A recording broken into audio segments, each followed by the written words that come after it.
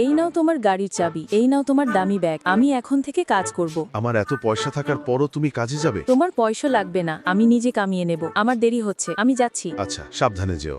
আরে বস, আপনার গার্লফ্রেন্ড এসেছে, চিন্তা করতে লাগবে না, আমি খেয়াল রাখবো। আর হ্যাঁ, আমাদের রিলেশনের ব্যাপারে কেউ না কিছু জানে। কিছু যদি প্রবলেম হয় আমি তোমায় ছেড়ে কথা বলবো না। বস, আপনি চিন্তা করবেন না, আমি কিছু প্রবলেম হতেই দেব আনিসা, না। আমার মনে হচ্ছে মেয়েটার মধ্যে কিছু গন্ডগোল আছে। কেন, কি হয়েছে?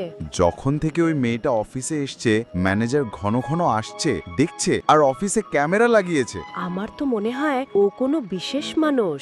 আমার একটা দারুণ আইডিয়া এসছে। তোমার মনে আছে সেই ক্লায়েন্ট মিস্টার শাকিল? ওর কথা ভাবলেই মুড খারাপ হয়ে যায়। তাহলে ওকে ওর কাছেই পাঠিয়ে দাও, 2 দিনের মধ্যেই কোম্পানি ছেড়ে দেবে। তোমার ধারণা খারাপ না। এই যে তুমি আয়েশা তো? জি ম্যাম, একদম ঠিক বলেছেন। এই ফাইলটা সামলাবে তুমি। এই ক্লায়েন্ট আমাদের খুব গুরুত্বপূর্ণ। ভালো করে রেডি হয়ে নাও, সন্ধ্যায় মিটিং আছে। ঠিক আছে, আমি ঠিক সময়ে মিটিং এ পৌঁছে যাব। Hello mister Shakil,